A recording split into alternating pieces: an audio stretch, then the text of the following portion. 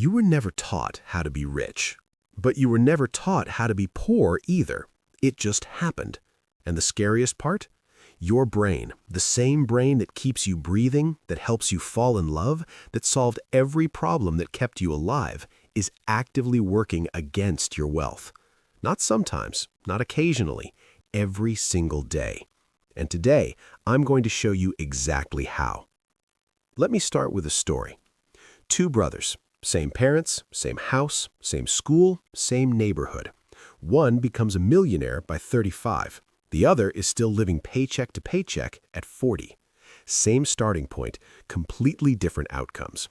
Most people look at this and say, talent, luck, connections. But neuroscientists, behavioral economists, and psychologists who spent decades studying wealth and poverty have found something far more uncomfortable. The difference wasn't opportunity. The difference was inside their heads. Specifically, it was the way each brain was wired to perceive, process, and respond to money. And here's what makes this both terrifying and hopeful at the same time. The brain is not fixed. It can be rewired. But first, you have to understand exactly what's broken and why it broke in the first place. That's what this video is about. Let's start at the beginning. When you were born, your brain was essentially a blank slate.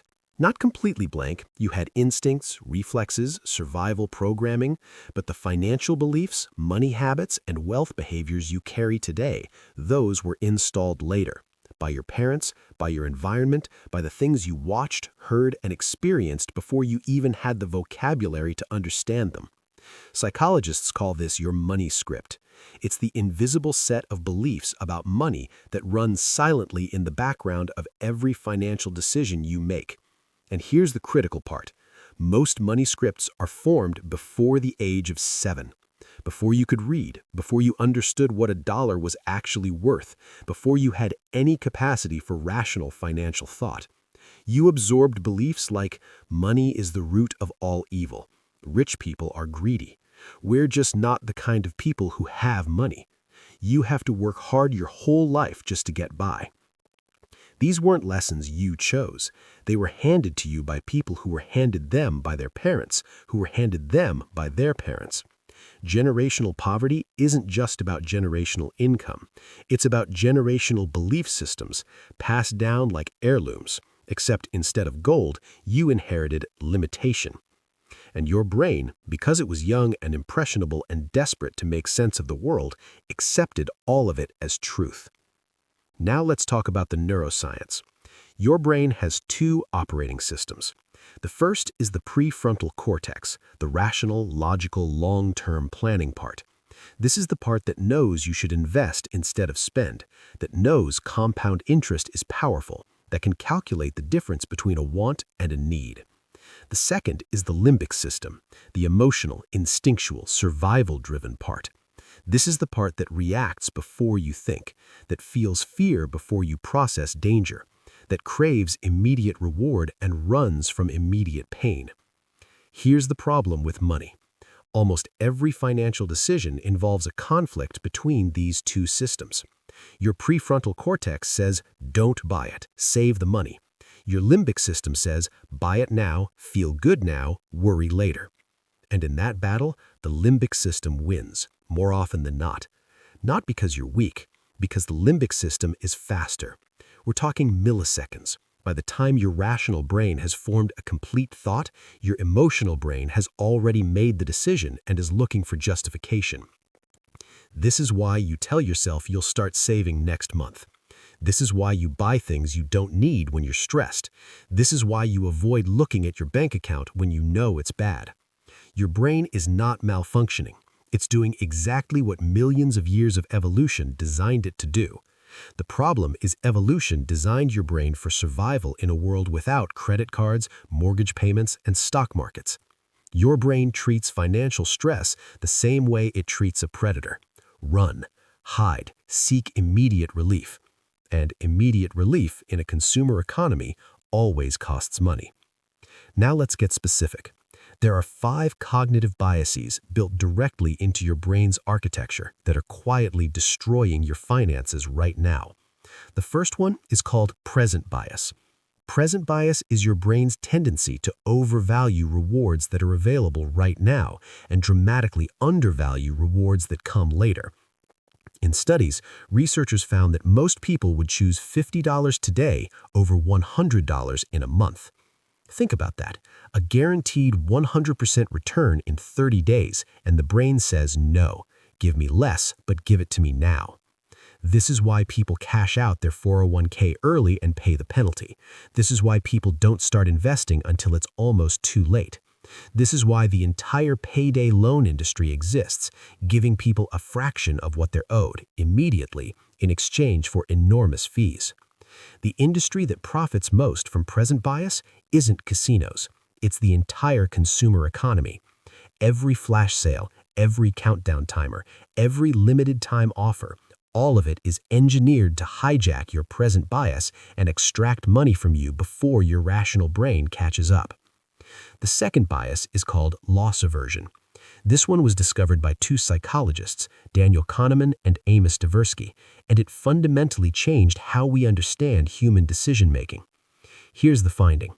Losing $100 feels psychologically twice as painful as gaining $100 feels good. The pain of loss is roughly 2 times more powerful than the pleasure of equivalent gain. This sounds academic until you see what it does to your financial life. It's why people hold on to losing investments too long.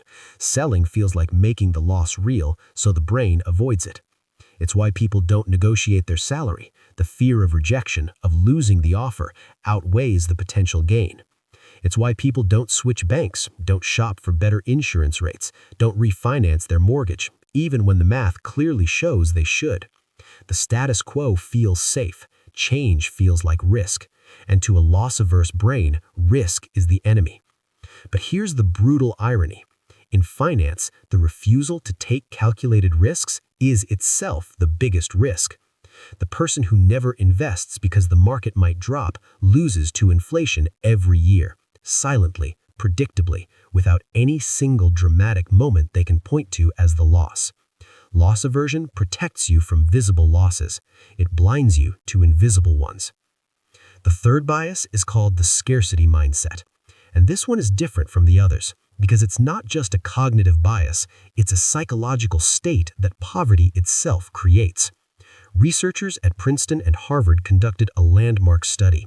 They found that people experiencing financial scarcity, not just poor people, but anyone under financial stress, show measurable cognitive impairment. The mental bandwidth consumed by financial worry reduces effective IQ by approximately 13 points. 13 points. That's the equivalent cognitive effect of losing a full night's sleep every day. When your brain is preoccupied with scarcity, how to pay rent, how to make the numbers work, how to survive this month, it has less processing power available for everything else. Long-term planning becomes harder. Impulse control weakens. Creative problem-solving diminishes. And here's the trap that makes this so vicious. The scarcity mindset causes people to make short-term decisions that deepen the very scarcity they're trying to escape. Taking a payday loan to cover this week while creating a bigger hole next week. Skipping the doctor to save money until the untreated problem becomes an expensive emergency. Choosing the cheaper option that breaks faster instead of the durable option that saves money long-term. Researchers call this tunneling. When you're in scarcity, your focus narrows to the immediate crisis. Everything outside the tunnel, including decisions that could change your trajectory, becomes invisible. The poor don't make bad decisions because they're less intelligent.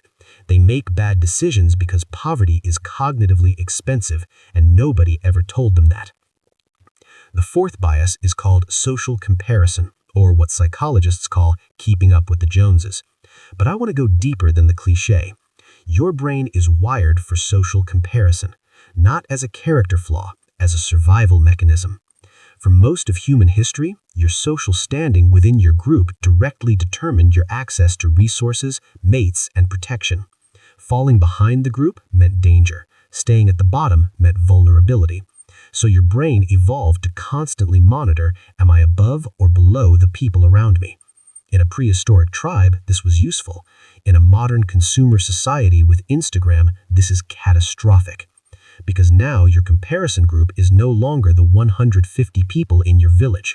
It's millions of people, curated, filtered, and selected specifically to show you their highest moments, their best purchases, their most aspirational selves. And your brain, running ancient hardware, responds to this curated highlight reel the same way it would respond to a real threat from a real rival. Stress hormones, status anxiety, urgency to close the gap. Americans carry over $1 trillion in credit card debt. A significant portion of that debt is not from emergencies. It's from the unconscious need to signal status, to match the perceived lifestyle of a comparison group that mostly doesn't exist in the form being presented. You are going into debt to impress people you don't know, who are themselves going into debt to impress people they don't know. That's not a personal failure. That's evolution running the wrong program in the wrong century. The fifth bias, and arguably the most dangerous, is called the normalcy bias. Normalcy bias is your brain's tendency to underestimate the likelihood and impact of change. It's the reason people don't evacuate before hurricanes. Surely it won't be that bad. It's the reason people don't prepare for job loss. Surely I won't be the one let go. And in finance, it's the reason people don't save, don't invest, don't plan. Because the future feels abstract, the present feels real. The brain defaults to things will probably stay roughly the same as they are now. But they won't. Inflation will rise, jobs will be automated, medical costs will increase, retirement will come faster than it feels like it will. The financial system runs on time. Compound interest is powerful precisely because it works over decades, but normalcy bias makes decades feel irrelevant because the brain can't emotionally process a timeline that far beyond the present. The person who starts investing at 22 and the person who starts at 35 with identical monthly contributions end up in completely different financial universes at 65, not because of talent, not because of discipline, because one brain overcame normalcy bias early enough to act, the other didn't. So, we've identified 5 ways your brain is working against you. Present bias, making now feel more real than later. Loss aversion, making the fear of losing worse than the joy of gaining. Scarcity mindset, making poverty cognitively expensive in ways that deepen poverty. Social comparison, making you spend money on status instead of security. Normalcy bias, making the future feel too abstract to prepare for. Now, the question that actually matters. What do you do about it? Here's the rewiring framework. 5 shifts, 1 for each bias. To counter present bias, you automate.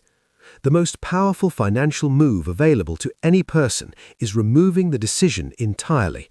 Set up automatic transfers to your savings and investment accounts on payday, before you see the money, before your limbic system can object. The research is overwhelming on this. People who automate savings save dramatically more than people who rely on willpower. Not because they have more discipline, because they removed the battlefield entirely. You can't spend what your brain never sees as available. To counter loss aversion, you reframe. When you feel resistance to a financial decision, a salary negotiation, switching to a better bank, selling a losing investment, ask yourself one question. If I don't do this, what is the guaranteed cost over the next 5 years? Loss aversion responds to loss. So show your brain the loss of inaction, the salary you won't earn, the fees you'll keep paying, the investment returning negative real value. Make the cost of staying still more vivid than the fear of moving. To counter the scarcity mindset, you create one win first. The research shows that even small financial wins, paying off a small debt, building a $500 emergency fund, measurably expand cognitive bandwidth. You don't need to solve all your money problems at once. You need one concrete, achievable win that proves to your nervous system that the tunnel has an exit. Start there, only there. To counter social comparison, you audit your inputs. The people you follow, the shows you watch, the neighborhoods you scroll through, these are your involuntary comparison group, and your brain treats them as real. Curate aggressively. Unfollow aspirational accounts. Follow people who talk about financial independence, frugality, long-term thinking.